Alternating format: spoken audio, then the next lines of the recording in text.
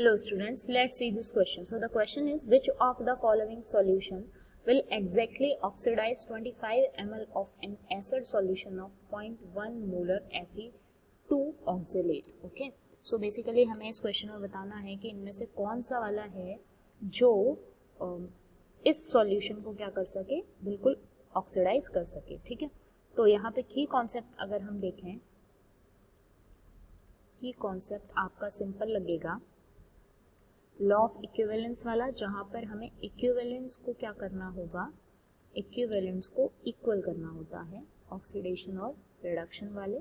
और यहाँ फॉर्मूले की अगर हम बात करें तो वही सिंपल आपका m1v1 और इंटू m फैक्टर या फिर upon stoichiometric. Okay, upon stoichiometric coefficient, right. So first of all हम बात कर लेते हैं ऑक्सीडेशन रिएक्शन, ऑक्सीडेशन रिएक्शन की, और दूसरी तरफ हम बात करेंगे रिडक्शन रिएक्शन. ठीक है, तो ऑक्सीडेशन में यहाँ हम देख सकते हैं कि किसका ऑक्सीडेशन हो रहा है, तो Fe+2 जो है वो Fe से किस में कन्वर्ट होगा, +2 से ऑक्सीडाइज होकर ये कन्वर्ट होगा, +2 से ऑक्सीडाइज होकर Fe+3. ठीक है, अब दोनों तरफ चार्ज बैलेंस करें तो यहाँ पर हम 1 इलेक्ट्रॉन ऐड कर देंगे. ठीक है, दूसरी तरफ दूसरा जो है ऑक्सीलेट आयन, ये भी आपका ऑक्सीडाइज होगा. ठीक है, तो ये कन्वर्ट होगा C2O4-2 कन्वर्ट होगा किसमें, CO2 में. अब इसको अगर हम बैलेंस कर दें तो इधर 2 कार्बन है, तो यहाँ पर आपका कितना हो जाएगा, 2. ओके, यहाँ पे अगर हम कार्बन के ऑक्सीडेशन स्टेट की बात करेंगे तो वो आपकी कितने निकल के आएगी, दैट इज +3. ठीक है, इस वाले केस में यहाँ कितना होगा, +4. इधर तो आपका न्यूट्रल होगा, तो इस साइड में आपका जो इलेक्ट्रॉन आएगा टोटल वो कितना आएगा, +2 इलेक्ट्रॉन्स. ओके, तो यहाँ प्रोडक्ट साइड में आपका कितना हो जाएगा, +2 इलेक्ट्रॉन्स. ठीक, अच्छा, अब यहाँ पर ये तो हो गई आपकी ऑक्सीडेशन रिएक्शन. ठीक है, अब हम अगर रिडक्शन बात करें तो यहाँ टोटल ऑक्सीडेशन में जो इलेक्ट्रॉन्स लग रहे हैं, 1 इलेक्ट्रॉन यहाँ और 2 इलेक्ट्रॉन यहाँ, तो टोटल कितना हो गया, ये 3 इलेक्ट्रॉन. रिडक्शन रिएक्शन की बात करें अगर, तो रिडक्शन रिएक्शन में हमारे पास क्या होगा, सारे ही केसेस में आप देखिए MnO4 गिवन है. ठीक है, तो दैट मीन्स कि MnO4 ही होगा सारे ही केसेस में रिडक्शन के लिए. तो MnO4 किस में कन्वर्ट होता है, Mn रिडक्शन में, एसिडिक मीडियम में कन्वर्ट होता है ये Mn+2 में. ठीक है, इस केस में इसकी ऑक्सीडेशन स्टेट कितनी होगी, +7, इसकी तो -2 ही होगी.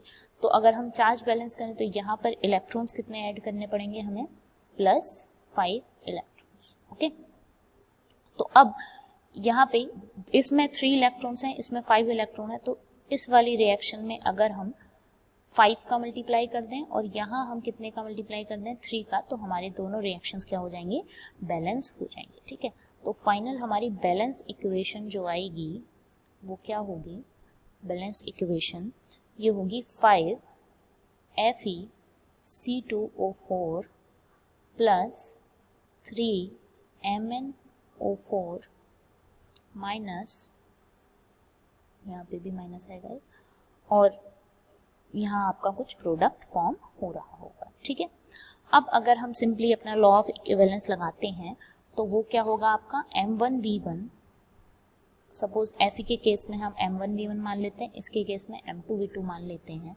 अपॉन स्टोइकियोमेट्रिक कोएफिशिएंट, तो यहाँ क्या हो जाएगा, ये हो जाएगा अपॉन 5 और ये हो जाएगा अपॉन 3.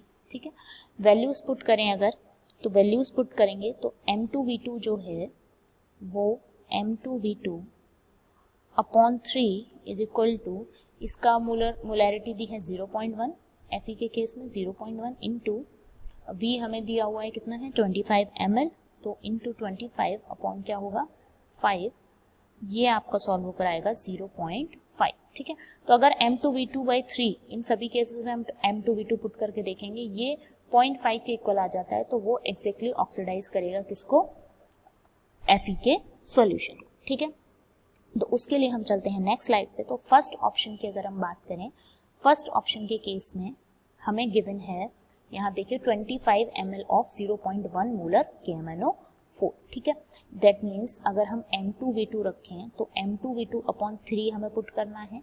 M2 आपको कितना गिवन था, 0.1 इंटू V कितना है, 25 अपॉन 0.3, राइट। तो ये जो है सॉल्व होकर आपका अप्रॉक्स आएगा 0.0.83 which is not equal to 0.5। That means first option आपका इनकरेक्ट हो जाएगा। सेकेंड ऑप्शन पे आते हैं। सेकेंड ऑप्शन में भी आपको ये लगाना है m2v2/3, ये किसके बराबर आना चाहिए 0.5। तो सेकेंड में आपको दिया हुआ है 25 एंड 0.2।